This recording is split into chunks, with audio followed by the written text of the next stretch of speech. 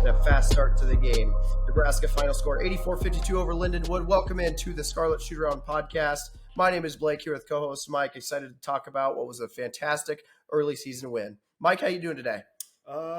Doing pretty damn good. It's easy to feel good after a win, even if it's against Lindenwood.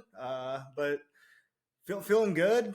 Off to the start you expected for the season. So, yeah, how about you? Very well. I love when they win. I love even more when they cover.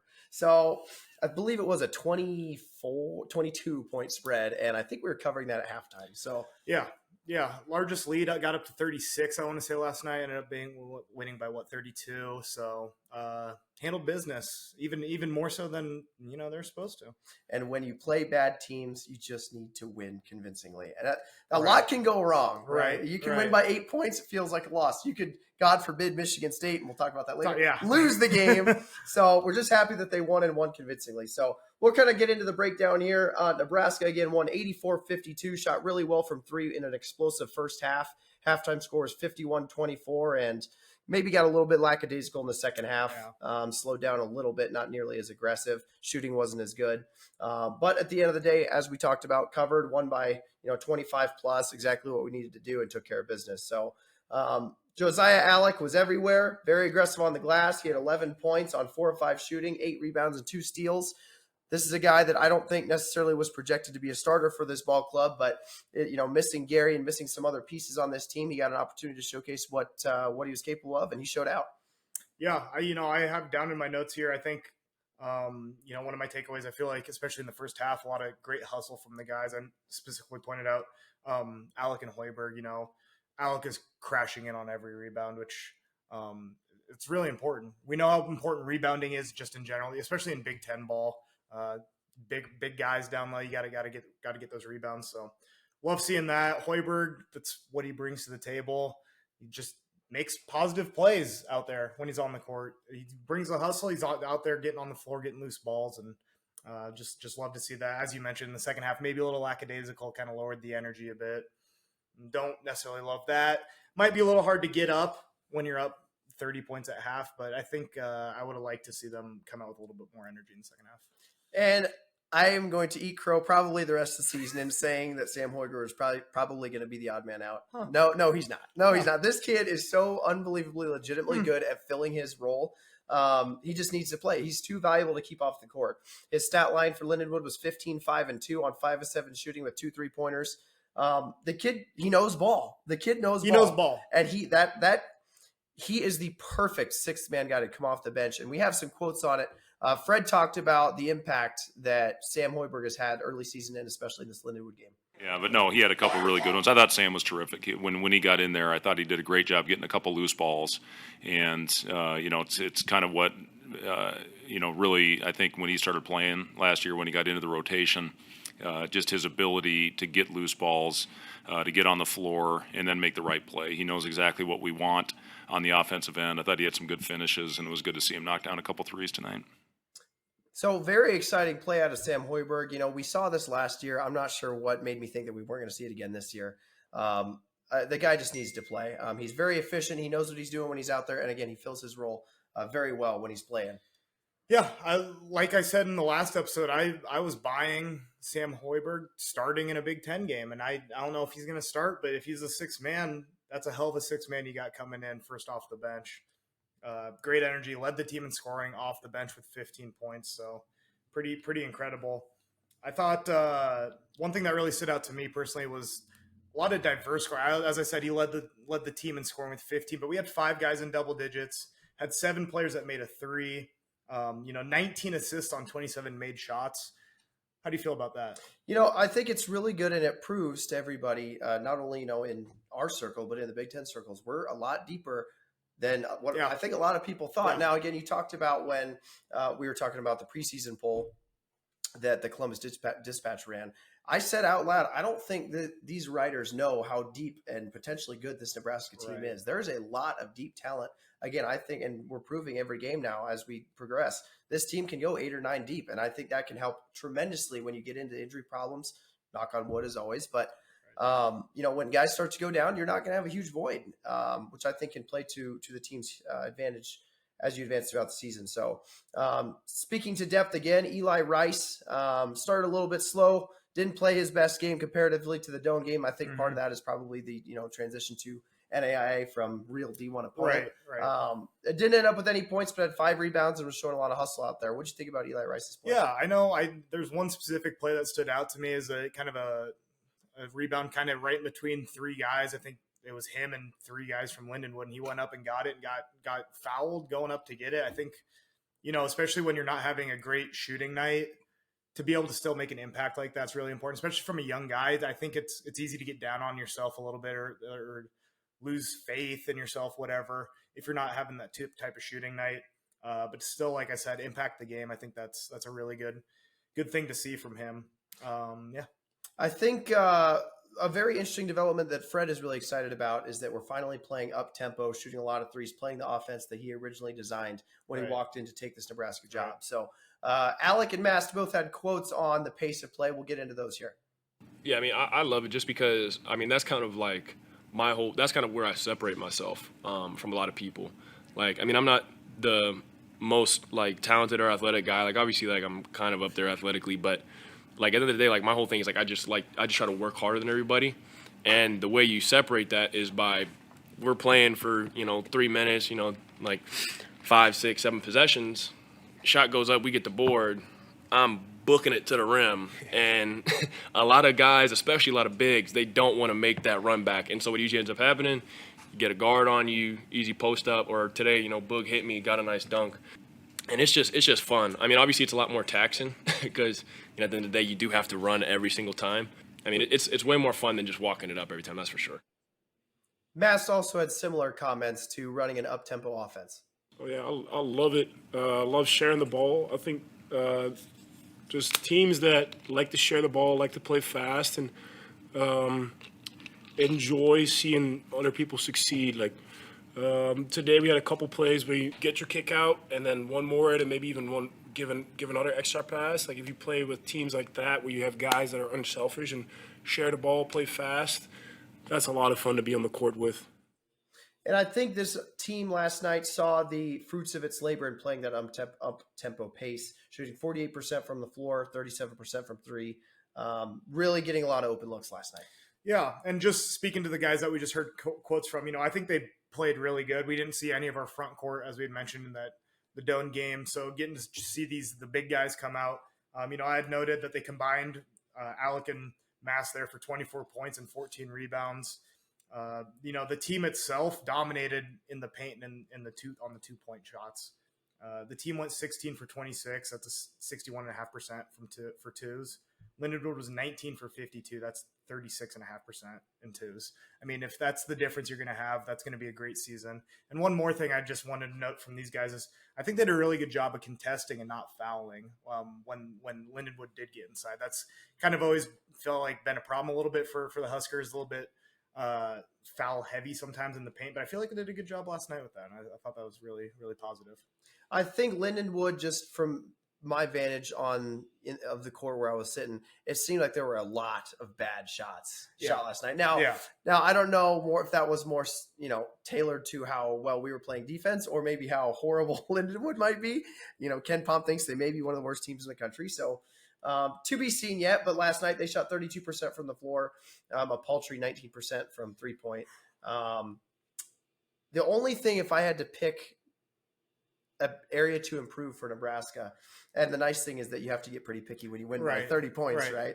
Is that they only shot 65% from the free throw line. So I don't see this as being a huge issue. Assuming we get into a game, which of course in Big Ten play will be into many of them, you cannot shoot 65% from the stripe, Mike. That's not going to work. Yeah, no, and I think that's been going back to issues that I see a lot when I'm talking about foul trouble. I feel like free throws has been a problem for a long time for the Huskers. It's the same shot every time.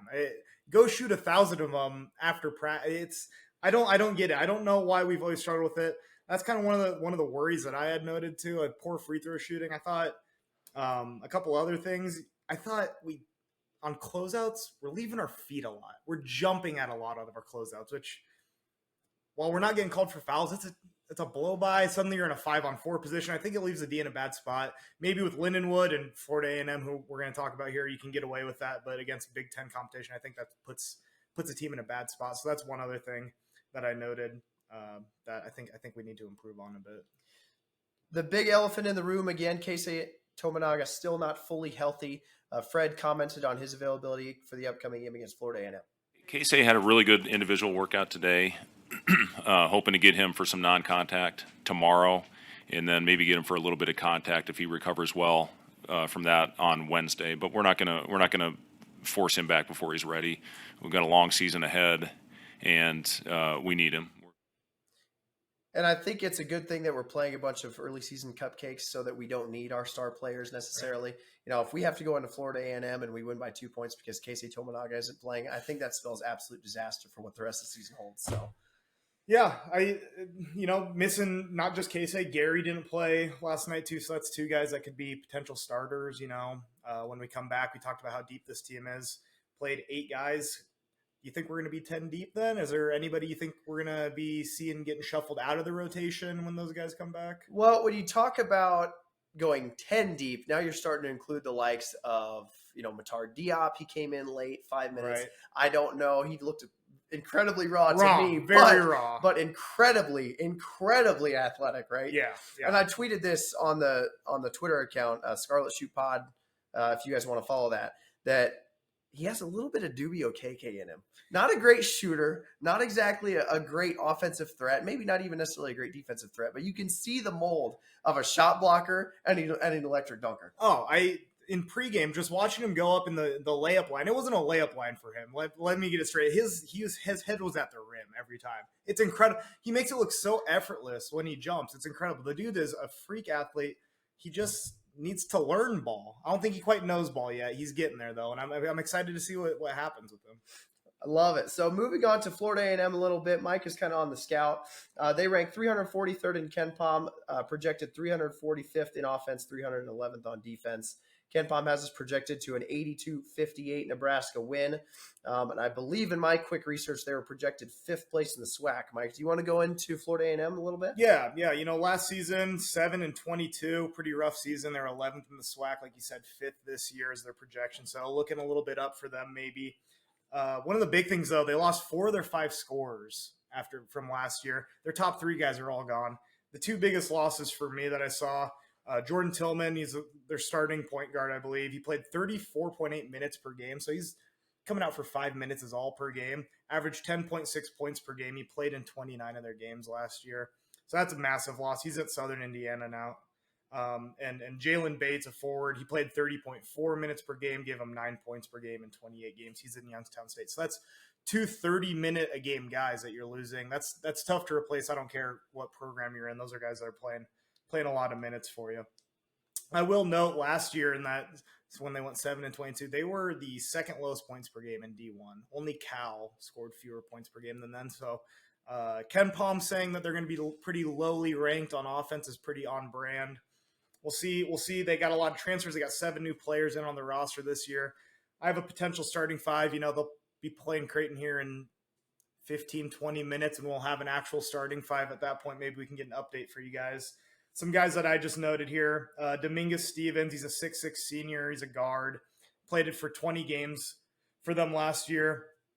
Averaged 12.7 minutes a game. In those 12.7 minutes, 8.4 points per game. Shot 42.5% from 3, though, so pretty good shooter there. He had 2 20-plus point games and 7 games where he had 10 or more points. And he's the only returner on this team to average more than 6 points per game. That's a tough stat to hear.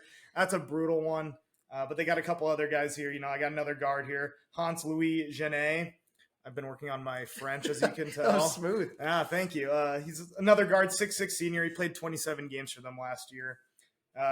He got 24 minutes per game last year, 5.6 points and 3 rebounds per game, excuse me. He only shot 37% from 3, so not quite as much of a threat to score. A little bit more rebounding, and he did lead the team in assists in 9 games last year, which is something to note. One more guard that I had noted for them to see who might be a potential starter here was Jordan Chapman. He's 6'4 junior, played in 28 games, 17.8 minutes per game, 5.5 points, 3 rebounds. a paltry 18.8% from three. So he's not really a threat. He won't be beyond the arc. No, if we're giving up open threes to him, I think that's by design. That's not exactly who they want taking the shots, but he did score 10 plus in 6 games. So more of a slasher, not so much of a shooter.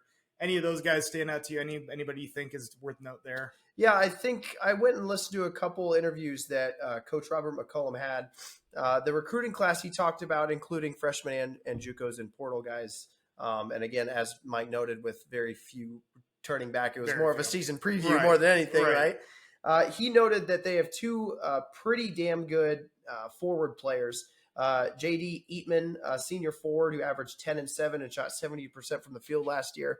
If you shoot 70% from the field, I think you could take away that the guy's getting pretty damn close to the hoop. Yeah. Right? He's not shooting 10-foot jumpers all game. Well, yeah. So he was a transfer from Lawson State. I believe that's D2, not entirely sure. Yep. And he's hoping that they can get some big lineups and fit Shannon Grant, a senior forward, 5.1 and 3 last year at Mercer, so a D1 transfer.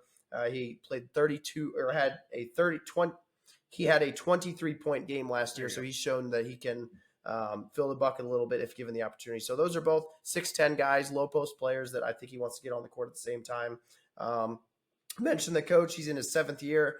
They went 7-22 last year, 5-13 in conference, and had a 359th place finish in KenPom last year. So I don't foresee this team being much of a threat, Mike. Dare I say they might be worse than Lindenwood? I think they might be worse than Lindenwood. This offense is nothing to write home about. I think they're going to struggle even more than Lindenwood did. We talked about Lindenwood was struggling to get up good shots. I think this Florida A&M team is really going to have a tough time, especially depending on who the Huskers are all playing. You know, when it gets deep into if we're up big, I'd love to see Matar get some more minutes and see what he could do. But yeah, this is not much of a threat. Like I said, second lowest points per game in D1 last year. I get they're getting an infusion of talent, but I recall saying the same thing about Lindenwood. That did not shape up for them. So all respect to Lindenwood. It was great to see them play, but I think they were just a little outclassed, and I think that's kind of what we're going to see here with Florida A&M. It's really hard to even fathom that they were the second worst offense in Division I basketball. I mean, that is like you have to almost try. There's like 360 teams, 366 teams in D1 basketball. Yeah, the pace is slow. They're not making shots. They got a couple like I said, Dominguez Stevens, 42.5% from three. Maybe set an elevator screen for the guy once in a while. Give him a shot. But that's why I'm not making, $100,000 being a coach, I guess. So. As Mike mentioned, they're playing in Omaha at the CHI Health Center right now, so they're kind of getting a little Nebraska tour. Yep. They may be better suited to play a team like Wayne State or Doane, but they're getting the bye games, probably getting a good $100K from each of us to come in and give us a official scout game, if you will. Yeah. I believe it was a 35-point spread tonight, Mike, at Creighton. Yeah, I saw 36 when I last looked. Where are you sitting at on that? If Creighton is going to be the team that a lot of people around here think they're going to be, I would hope to God that they cover that number. Because if they only win by 25, the people that understand how bad Florida A&M is are going to have some questions. As weird as that sounds to say out loud. Well, when you say the people around here, are you talking people in this room? Because I had to be ecstatic if it looked bad. But we'll see. We'll see. Yeah, I mean. When it comes to the game Thursday, then like we said, 36 point. What do you think the number for the Huskers are going to be then? Well, KenPom has it projected to be a 24-point spread. If it's 24 and this team is of similar caliber to Lindenwood, I would hope that we cover that number. I can't really imagine, just based on the scout that you went into and that I kind of looked at from a bird's eye view, I can't imagine it being closer than 24 in my honest opinion. I think a result of us not covering that game would be more of a say about our team than theirs. Right. That we didn't make shots, that we didn't do certain things, as opposed to Florida A&M lighting it up. Do you think? I just thought. I mean, do you think the hot 3-point shooting that we had against Lindenwood is something that we're going to carry forward? I don't think shooting 9 from 11 in the first half is exactly sustainable. Right. Which the second half showed that ended up leveling out, only shooting 37% for the entirety of the game, but. If you could shoot 40% from three, I mean, I think you take that almost every single night. So,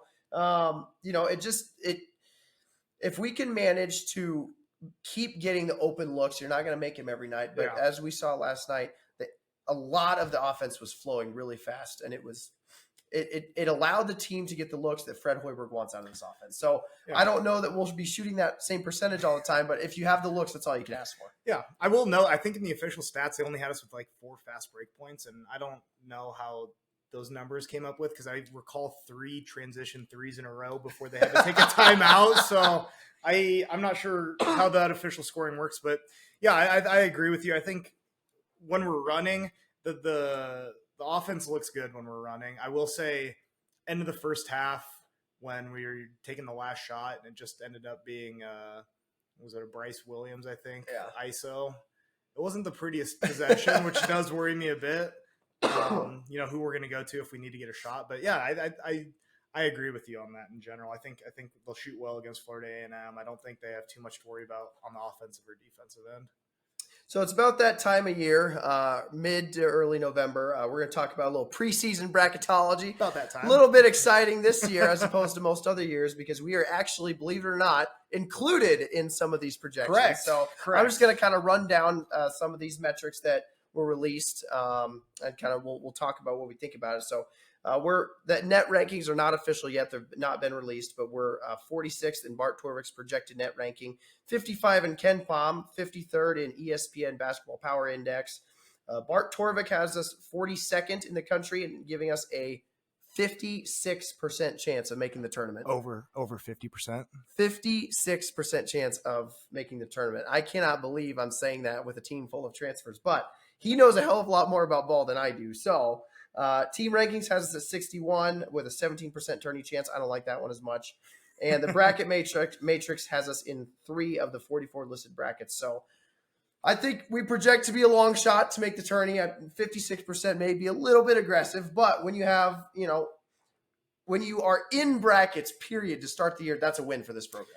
Yeah, I don't want to rain on the parade a bit, but it is one game. One day. We covered. It's been one day. It's been one game. Obviously, I think they looked good. I'm not sure you can make any determinations on bracketology or anything of that nature in the first week of November, but it gets clicks and it gives people some excitement. I will say it's exciting. I'm falling for the 56% chance, and I don't believe in it, but God, is it nice to see that. I'll admit that. Not only that, but he has us projected to the last 4 buys. We're not even heading to Dayton for Bart Torvik. So Bart Torvik, if you're listeling to the Scarlet Shootaround podcast, next time you're in Lincoln, I'll buy you a beer for that. But that really made my morning when I was going through this, prepping for this episode. So thank you very much for that. So that being said, Mike, I mean, where do you fall? If you had to put a number on it, what would you put the tournament odds at right now? The tournament odds right now, maybe like somewhere between a 5 and a 10% chance. 5 and 10%. I think I'd fall more towards maybe 20. After now, and we're going to get into this when we talk about the Big Ten, but the Big Ten looks a little bit weak. I think now early, right? We talk about one game. A lot of the Big Ten did not look good this first night, and there's a lot more to be played tonight, which unfortunately we can't talk about on the podcast because it hasn't happened yet. But the Big Ten did not look good. No. Obviously, the big one in Michigan State, but there's Rutgers, Ohio State, Northwestern. A good portion of the Big Ten did not look good. And does that help us or hurt us? It helps you in the realm of the Big Ten and getting yourself established out of the first 4 games, maybe even outside shot, find a double bye, get in the top 4. Now, how realistic is that? Who's to say? It's so hard to make any kind of judgment this early, right? I mean, James Madison obviously went into Michigan State and shocked the world, beating them in overtime. We were watching that one live. I don't think one loss can derail a team, can derail a conference. So I think you have to watch through the entirety of November, December to kind of get a feel for where this conference is going to rank. I think Ken Pom had us the Big Ten projected to be the 3rd strongest conference in the country. So, and I believe we were projected to 8 or 9 bids in the Big Ten. So as long as you get in the top 8 with a couple quality wins in there, your Michigan States, your Purdue's, your Illinois, I think there's a higher chance than not that you get in. I mean, like you said, it's one game, and I do tend to believe that. So I feel like every year I almost say it's like these ISO teams. Sometimes I feel like they start slow, but come March, you don't want to see him. So we'll see what happens with that. Obviously, he's a Hall of Fame coach. He'll right the ship there. One game isn't the end of the world. Just a little shocking to see that. Yeah, and Rutgers, a loss at the Rack, that's a tough one. Again, I'm on record saying the Rack is not scary, nor is it difficult. And Princeton proves that last night, winning 68-61. Omori has 12 points on 12 shots. And this, again, another loss that could potentially weaken the Big Ten. I think that's a little bit more alarming than the Michigan State one. Obviously, we know what Michigan State is year in, year out. But if the middle to bottom tier teams in the Big Ten are losing these out-of-conference bye games, I mean, I'm assuming Princeton, that's a bye game. That's not a good look for the Big Ten. I got to be honest.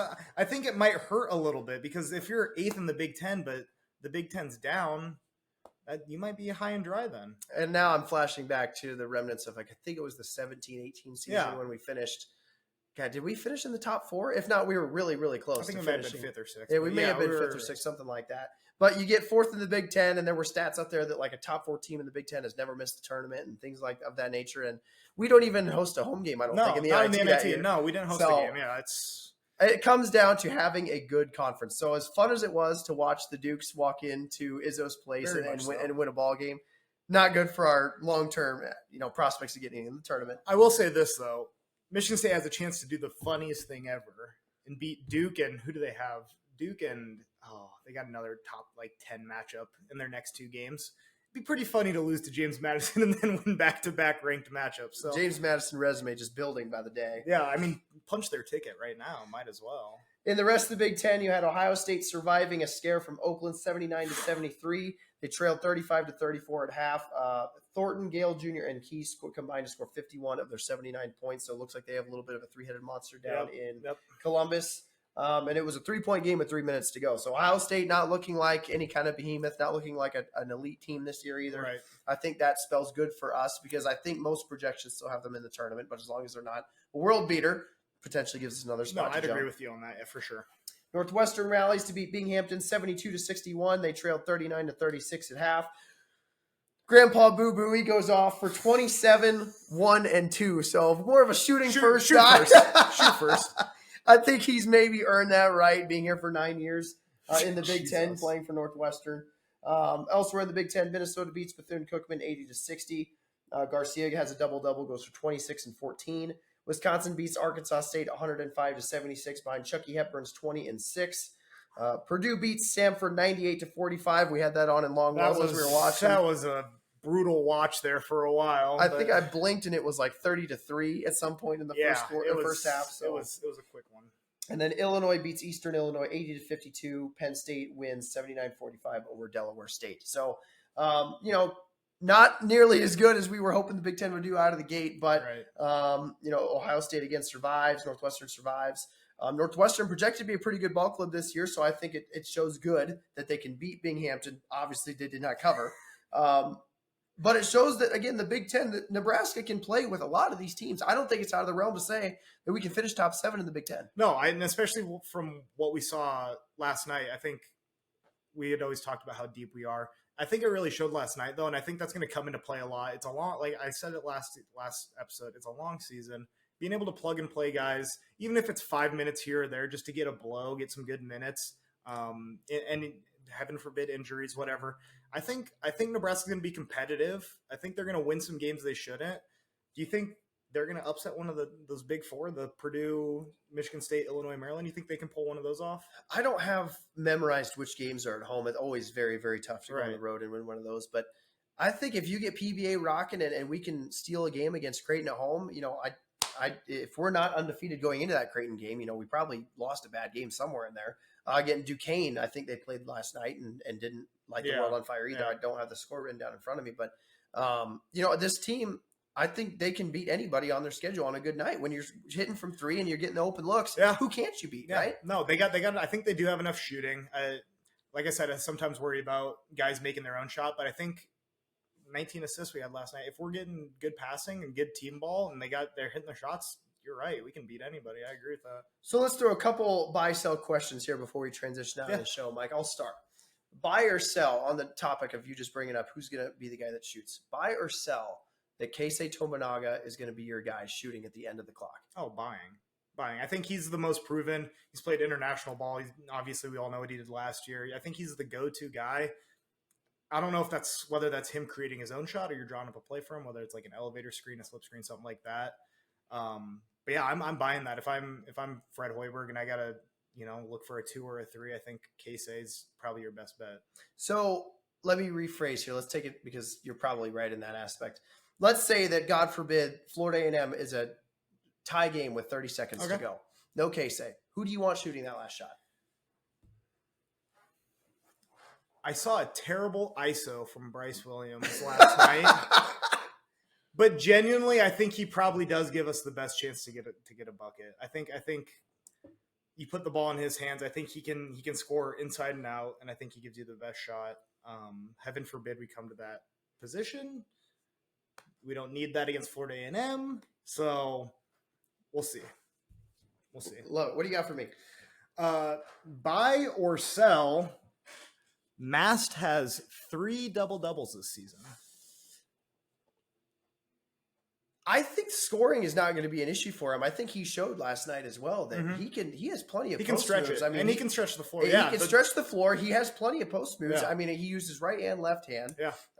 Showed to be very versatile in that aspect. So I don't think points are going to be the problem. But the only problem I see in this is he going to get 10 rebounds? He's not a forceful rebounder. I think we talked about this last night. Yeah. He doesn't grab it and stay up with force. He doesn't grab the ball tight. I think even last night he probably had 2 or 3 or maybe even 4 balls poked loose that he did grab off the rebound. So, I think the rebounding is going to be more of an Alec and Gary thing, and Mast more, maybe on the outside looking in on that. Not to say he won't have rebounds, but I don't think he's going to be the leading rebounder by any stretch. So, But 3, I'll probably buy it. I'm hoping that hopefully one of those will come against Florida A&M, probably. I mean, is he going to get enough minutes to get it against Florida A&M? Yeah, that's the real question. I'm not worried about the points.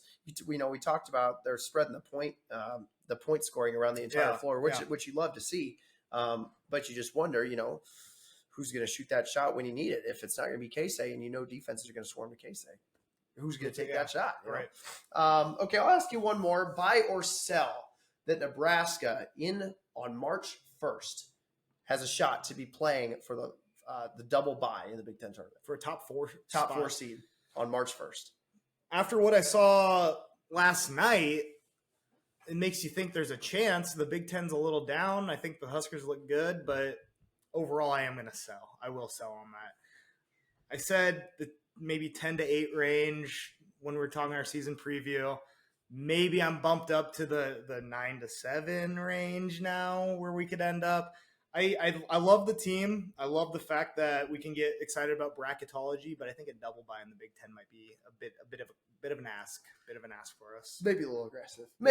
Yeah. So, buy or sell. Sam Hoiberg is the leading scorer in 2 more games this year. Ooh, good one. He was last night off the bench, mind you. He was. Is he going to be the leading scorer for 2 more games? I'm going to sell that. I'm not saying it's impossible, but I don't think he's going to be a featured offensive piece. I don't think that we're going to be having plays drawn up for Sam Hoiberg. No, I don't disagree with you. A lot of his points are going to come from doing the little things, poking a ball out, running out on a fast break, right? Maybe hitting a couple threes, but I'll sell that. Not to say that he can't. Matter of fact, I would almost kind of love if he did because he's such an easy guy. Yeah. Him and Alec both. They're so easy and bring so much energy to the team Nebraska throws out on the floor. So I'll sell that. But God, I would love to see it. I would love to see that. If that happens, does that give you more hope for the season then? If say he's the leading scorer in 4 games, does that make you think maybe we are pushing for a double bye? Or is that an alarm? Or alarms going off if he's your leader? I think that tells me you probably have like 4 injuries in your backcourt. Yeah.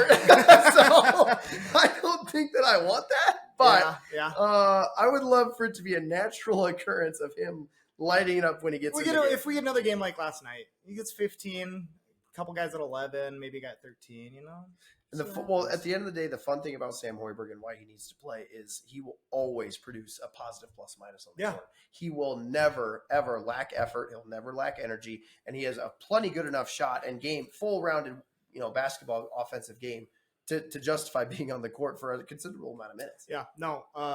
Sam, if you ever listen to this, I would love for you to get me a little shooting session. He has like some funky side spin on his shot. It looks a lot like mine, and I'm just trying to figure out how he does it so I can do that. Because hey, if it goes in, it goes in. No, you know what? He shoot 50% from three last night. It looked good. He's got a quick release, and yeah. Love it.